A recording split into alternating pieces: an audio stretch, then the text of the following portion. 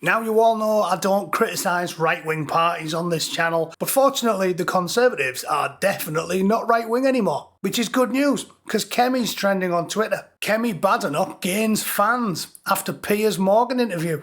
Yeah, she's got 3 now. Who's going to go on there next? Count Binface.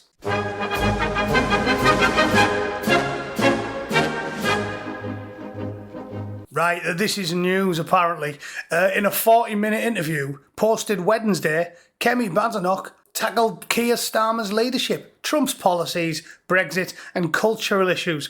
The video hit over 600,000 views with upbeat responses praising her conviction.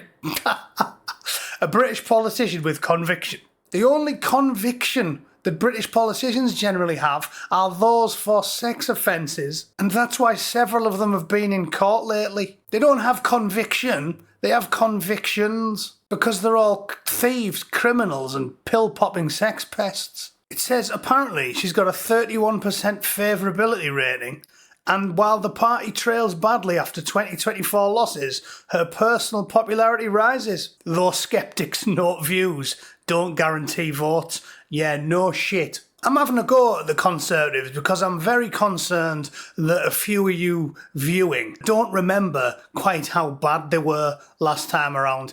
I voted for Boris Johnson back, what was it, when he was promising to deliver Brexit and didn't, because he's a fat liar. Not only was he the worst Prime Minister I think the Conservative Party's ever had, but he had the biggest mandate, and this is why I'm pissed off with the Conservatives today, because look what Katie Lamb wrote about 10 minutes after I saw this headline on X. 15 men convicted of 88 counts of surprise sex against 1 child. This is a grim reminder that we still don't know the full extent of the diddler gangs. We don't know how many perpetrators or victims are out there, or where gangs like these are still operating. I do. It's easy, Katie. Anywhere where there's a very, very, very large percentage of Puma trackies. Yeah. Or regulars at Alan's marvellous snack bar in general. I don't want to make a liar out myself. I'm sure there's a fair few Bangladeshis and Indians in there as well. But the one thing that unifies them is they all follow the same faith. The religion of many, many pieces. Because if you say anything bad about them, you end up in about 30 pieces on a bus, on a train, or scattered up the side of a pop venue. I'll make the picture a bit smaller so hopefully they don't notice the image that goes alongside this tweet. As you can see, I'm sure it'll be no surprise to anybody viewing this, not a single ginger among them. Very surprising, I know. You didn't have to wait for me to scroll down to know that someone who looks like Anders Breivik wasn't going to be in that image, did you? It's preposterous. And that's why I responded. The brass neck on these people, the neck of 1,000 giraffes, Katie. Your party, total control of the nation for 14 years, and you did nothing about it. I can't believe these people dare post these in a public forum. Actually, I think I worded it better there. As far as I'm concerned, Cameron was lubing him up, May was guiding him in, and the fat albino was the kebab shop fluffer. Right? That this is how detestable the Conservative Party are. Oh yeah, James Cleverly's gobbing off as well. James Cleverly. Has there ever been anyone as poorly named as James Cleverly? I got him with a good one anyway, look. I said to him, James, never has a man been more ironically named than a bumbling imbecile like James Cleverly. It's like Einstein being called Albert Thick Twat. He didn't respond for some reason. Here's another BBC knobhead chirping up as well. David Aranovich, presenter of Radio 4's Briefing Room. Look at this. He said barely a month ago, this man was imprisoned for attacking a Sikh woman, believing that she was a snack bar. No Douglas Murray articles in The Spectator. No Baroness Fox speech in the Lords. No riots. 2-tier. 2 right. Yeah, this is one of these people. In fact, I'm doing it now. I'm muting him. I don't advocate blocking people because then they love screen capping it and crowing about it. Yay, I got blocked by being a professional troll on the internet 18 hours a day, spewing absolute gibberish. But you mute them because blokes like David don't actually believe anything they type. At least those of us that are good actors on Twitter.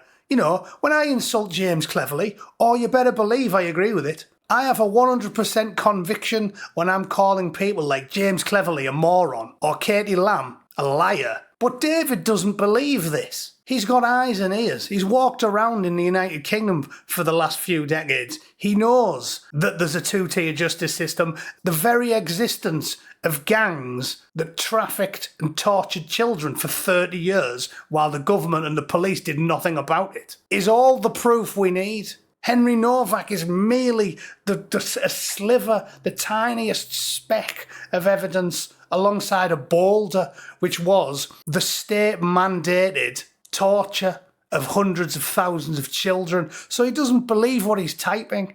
He's typing it in there, so he gets patted on the back by brain-dead communist ideologues and his boss, because he works for the BBC. If he keeps talking like that, he'll get made the Director General, but he doesn't believe a word he's saying, so I suggest you ignore him. It's one individual crime, one, not tied to any organised crime or gangs, not ignored by the government, and then he got a sentence 3 times longer than any of the people who did it to children. So no, David, not too right. We already know that the BBC is staffed by lunatics. You don't need to keep proving it. Anyway, back to Kemi. She said, "Today I met Lucy, Mark and Katie, Henry's mother, father and stepmother. Their courage is extraordinary." I just showed you 2 days ago that she was tweeting out saying, "Oh, we need racial equality," when she knows that the iron-shod boot of the state is on the necks of people like Henry Novak, not Kemi Badenoch, who somehow is the leader of the opposition. Idi Amin would have more right to be the Prime Minister of the United Kingdom than Kemi Badenoch. She just tipped up recently, and now she's using the relatives of a dead kid to try and curry favour for her detestable lying party that ran on a platform of cutting immigration. David Cameron said he was going to get it down to the tens of thousands 15 years ago, and on their watch, they allowed the diddler gangs to operate. They increased immigration every year they were in, and then cherry on top, the fat albino rocks up and they let 1 million hairy-ass blokes in a single year. So as I said, these people are beneath contempt. Kemi Badenoch only has one talent, and it's not suited for politics. The talent is you can fit a bin lid through the gap between her front teeth, so she should be working in a freak show in a circus tent and get the out of politics, or go and run in Nigeria, which is clearly where her allegiance lies. I can't believe people are criticising Farage for talking about the issue when she's gone round their house. What are you knocking on the door for? They want to grieve, but they're too polite to tell you to do one. Who wants politicians knocking on the door after the son's recently passed away? Who wants that? And the arrogance. They're like the 4th most popular party at this time. That's what I'm saying. Count Binface, David Miliband, send them all round, because she's got no business being there. Anyway, to sum up, here is an image of self-serving scum. Never forget that the Conservative Party was in charge for 14 years, and they facilitated endless crimes against the native British people. They turned a blind eye to the endemic industrial-scale abuse of children. They imported your replacements, and they kept the iron-shod boot of the state on the windpipe of your children and pushed Tony Blair's nefarious schemes further along the road to ruin. So don't buy any of this bollocks. And if a Conservative knocks on your door, especially in Makerfield, tell them, say, "Listen, dickhead, at least Jezza wears a red tie and a hammer and sickle on his jacket and tells us what he actually thinks. You're even worse." And they are, because they're sneakier and slipperier than the likes of Ed Miliband and Jeremy Corbyn. Again, Ed Miliband, Uncle Fester with a hairpiece. At least we know what he's all about. These creatures, far more duplicitous as far as I'm concerned. But that's just what I think. If you disagree, and you think because you're Conservative, you should vote for the Conservatives, please let me know in the comments. I love talking to a mental case. Very entertaining. All right, thanks for tuning in. Let me know what you think down below. Like and share it if you can be arsed. And I'll see you all tomorrow. Toodle pip.